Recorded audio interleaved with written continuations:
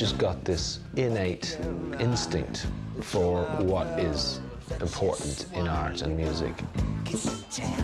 He's belligerent, he's provocative for entertainment value. For all the virgin prunes and the sugar in the hair and the dresses and the makeup, he is a very conservative kind of a bloke. There's certainly always been that curious play with sexuality. He can divide opinions quite sharply. He's enjoyed that, and I think he does deliberately play on that. Somebody who has not entirely defined who he is. He seems to be interested in these conflicts, you know, where personalities put into conflict and reveal something different.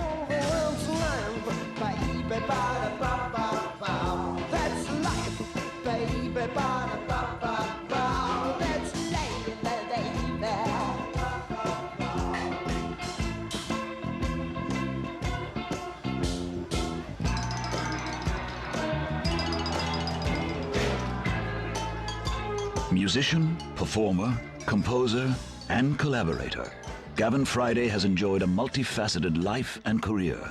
Yet at 50, this extrovert maverick still shuns categorization. I was born in October 1959, Northside Dublin.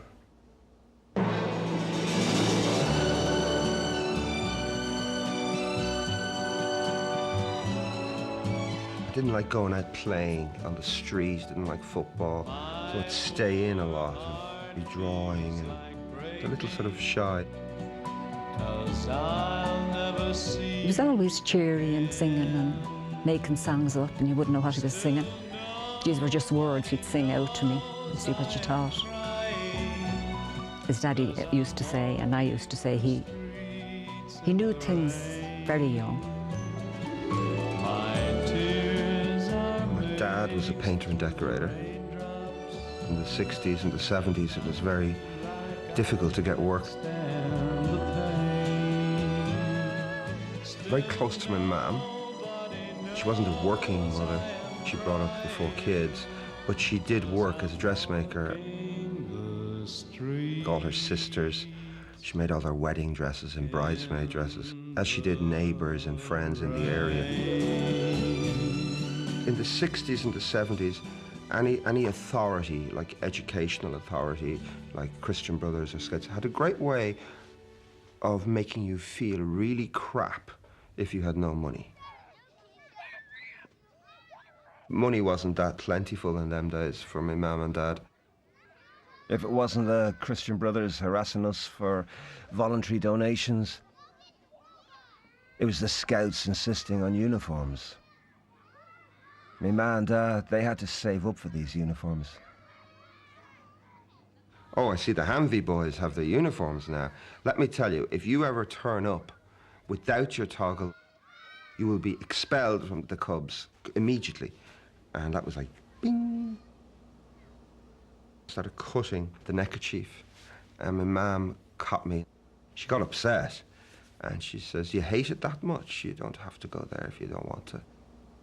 That was sort of a defense of my mum protecting me, but it was also the start of the war with my father. He couldn't believe he worked to save up for this uniform, and I destroyed it.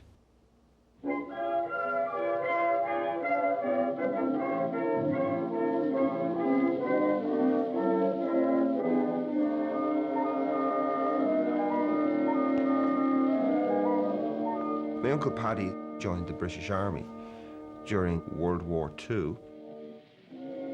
Not a very popular thing to do for a very Irish Republican family. He used to live right over Pearse Street Garda Station.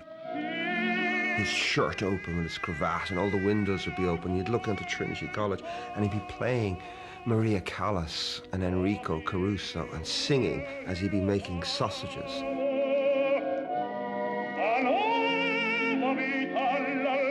My dad's crap. He's really cool. Would always push education, always push the arts, always push republicanism. And it was making the distance with probably the rest of my family a little bit bigger. At last the crimson 10 o'clock at night in bed, and you'd have the radio up to your ear, and you'd be hearing these strange bands like T-Rex and Roxy Music. The great thing about music is you could be in some suburbia hellhole anywhere in the world, not just in Dublin in the 70s.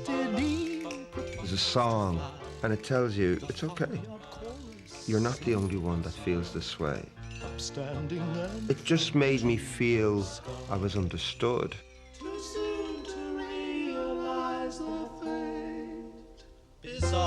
Everybody had to be silent when Top of the Pops came on.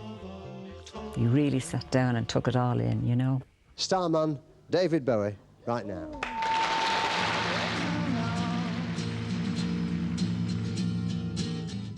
I'd never seen anything like it visually. I'd never heard anything like it. I didn't know what he was talking about. He was talking about a starman. But you just had this connection, like going, who are you? You understand me, I understand you. I want to be you. It was just that sort of spell. I became obsessed. In them days, it was really the start of ambiguousness. The earrings appeared. I was a very pretty kid. This is me, was my identity. To some, I looked like a girl. So you're called like a fucking puff or a wanker or a fairy, and that's polite to what they could call you. And you don't even have bleeding pubic hair, and you're being categorized. You'd get a hiding on the way to school, during your lunch break, and on the way back. And a couple of years of getting the head battered out of you, you sort of get a little tougher, and you become more defined, you know. Everything was dismal and grey, and there was this negativity where you were told you're either going to be on the dole or you're going to be a civil servant. But what really changed my opinion was the friends I sort of hung out with very young. Most of them were Church of Ireland or Plymouth Brethren. He lived up the top of the street and we lived close to the bus stop end and the shops end, so he would have to walk past our house. There was a thing in the 70s, you'd bring your albums to school. Now, you can't play your albums in school, you're just basically showing off. I remember a very cool person walking down a very uncool street and then thinking, we need to get to know this boy with the interesting albums under his arm and the Mark Bolan afro. Googie and his brother Strongman used to slag me a lot. And we would say things like, I think I can get a smell of Catholic. And we'd say it loud enough as he was approaching so he'd hear, and then we'd start laughing and we'd look at him and we'd ask him something. I'd stop and they'd go, hey, do you want a cigarette? And you know when somebody used to talk to you, I used to go puce. You know, one of those kids, you'd be red because they talk to you. You know, and I was like, oh, open up, go away, you prod. And he'd just start running. So he'd run up the street and myself and Strongman would be running after him, but we couldn't run fast because we were weakened from laughter. And it's fair to say that Gav was the shyest person I have ever met in my whole life. I used to arrive at meal times a little bit because we'd have a mother in our house. Naturally, I told him always to come up here. I was always here. So we'd knock, and he came. And so I'd arrive up at the house doing, oh, what time is it? And Anne would go, see you again. Sit down. And he'd wait, and I said, I don't know what time now. Gavin be home at, or Finn at the time. But Monday night after we'd eat, we'd disappear into the world according to Gavin. Monday night was the night that Gavin would give to himself. I mean, what a concept. And he would listen to music and draw or cut pictures out of magazines. And I was just like, wow, he had a whole world going here. first went to Gavin's house, he was the first person I'd met that had a proper hi-fi, a stack system, you know, and about 200 records, and he'd clean them and take them out, clean them, take them off, clean them, you know, he was forever cleaning his records and putting them back in sleeves. Things that happened in the past. Going over to his house was always such a thrill to spend a few hours just listening to records he'd come back with that week. We immediately latched onto him as just somebody who was that far ahead of us in terms of just his being in tune with what was happening. And Gav had an incredible knowledge of music, and I mean, he's always been great with dates and what happened when, the people that fascinated him.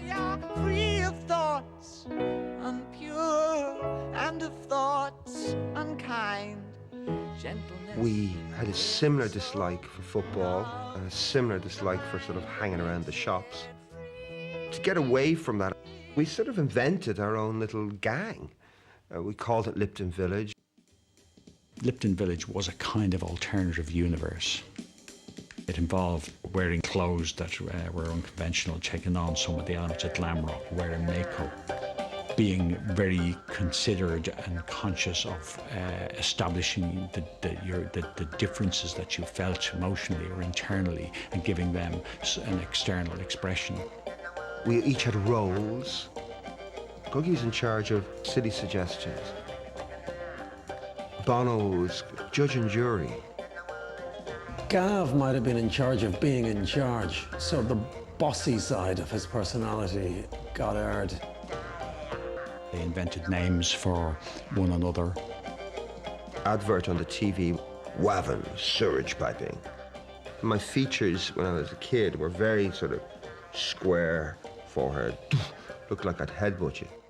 So I was Wavin for a while, and then they thought that was too hard, that there is a soft side in there, and they changed it to Gavin. And Friday, I get on with everybody. So a bit of the Man Friday thing. Gathered together under that umbrella of Lipton Village were guys who would ultimately go on to become members of U2 and also members of the Virgin Prunes. And there was a very close interrelationship between those two groups over a sustained period. The Lipton Village fantasy was the starting point for a huge amount of enormously interesting activities in the art and culture sphere, and obviously particularly in music. When I started hanging out with these, I found kindred spirits, and there was a special bond between me, Googie and Bono. When I first met Gav, I did meet a very angry young man.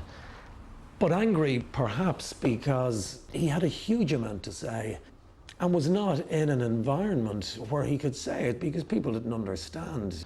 This was going back to when young working class kids in Dublin really would have known very little about art and culture.